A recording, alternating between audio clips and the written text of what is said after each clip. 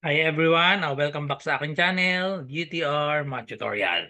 So for today's video, we will discuss another civil service exam word problem. So number 14, a thief running at 8 kilometers per hour is chased by a policeman whose speed is 10 kilometers per hour.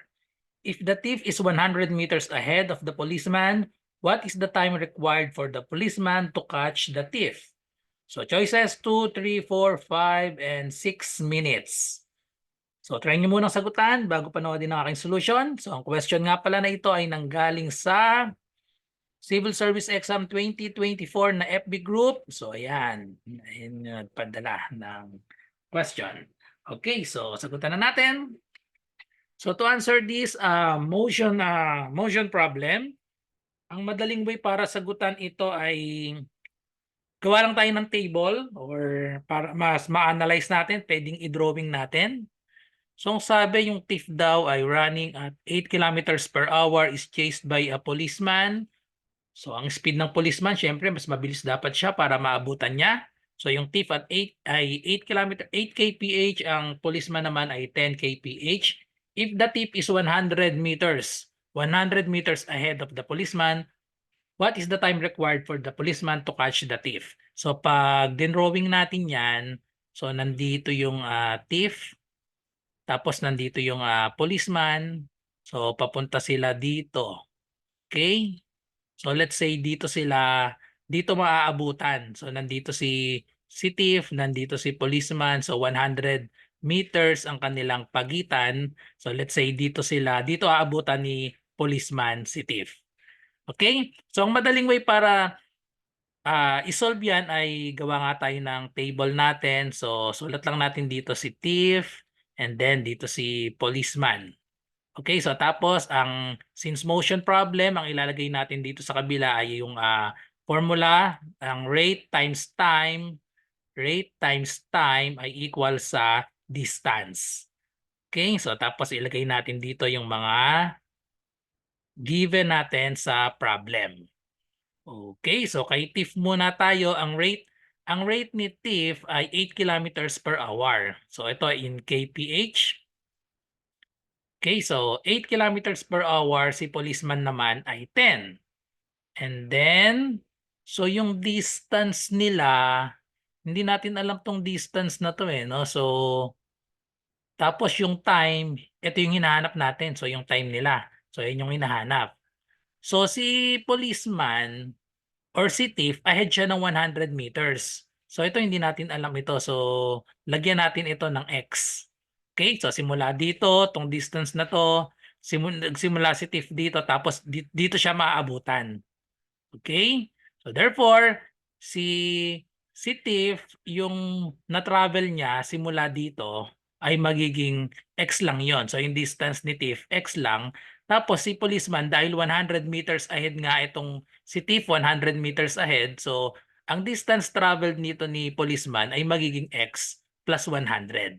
Okay? So X plus 100. Pero tandaan, itong rate natin dito ay in kilometer per hours.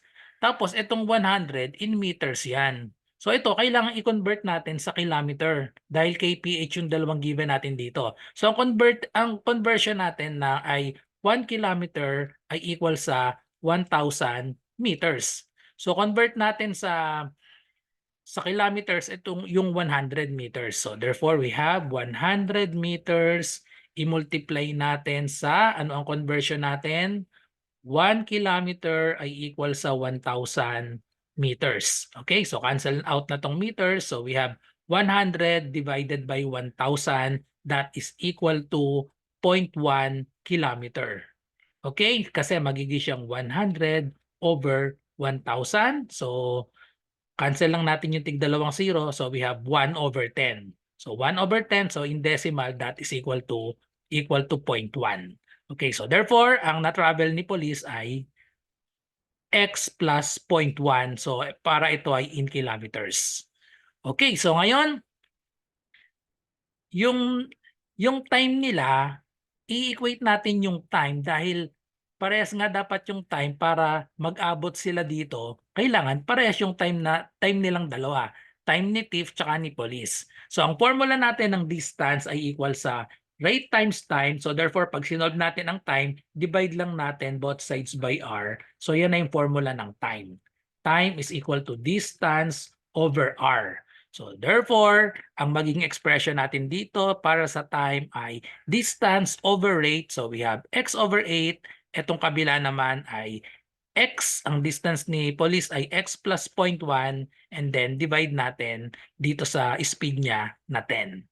So ngayon, dahil sa mga catch-up problem, what is the time required for the policeman to catch the thief? So equate lang natin itong time dahil same nga yung time nila nung mag-abot sila dito.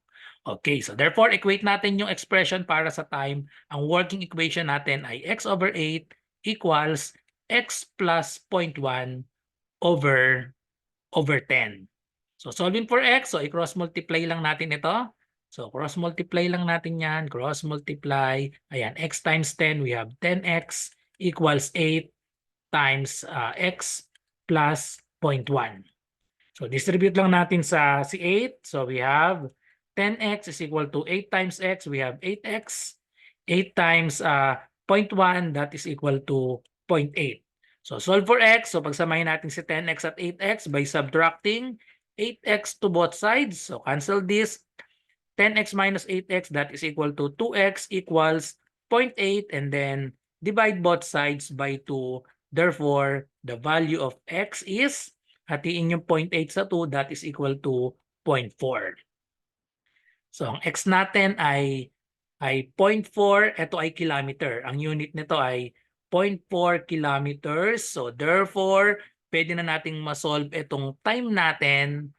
Ang time natin ay x over 8. So therefore, yung time is equal to x over 8. That is equal to 0.4 over 8. Pero tandaan, ang unit nito ay 8. Ito ay kph. Tapos itong 0.4, yan ay kilometer. So therefore, ang magiging answer natin dito ay magiging hour. So 0.4 divided by 8. So divide lang natin manually.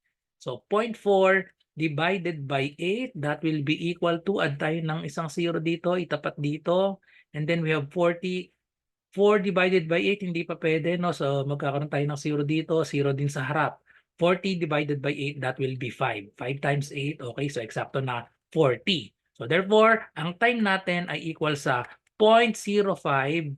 So tandaan, yan ay kilometer at kph. So therefore, ang magiging unit nito ay hour.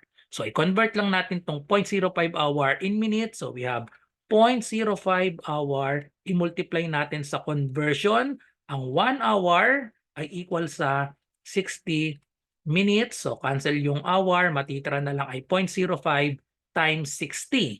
So we have 0.05 times 60. Multiply lang natin. 60 times 0.05. So we have 5 times 60 lang yan. 5 times 0 is 0. 5 times 6, that is equal to 30. And then we have 2 decimal places. 1, 2. So bilang tayo dito, 1, 2. Therefore, the answer is 3 minutes. So the correct answer is letter B, 3 minutes. Okay, so that's it. So thank you for watching and kita-kita tayo sa marami pang civil service reviewer para sa numerical reasoning or mathematics. So good luck sa lahat na nagre-review. Bye-bye and God bless.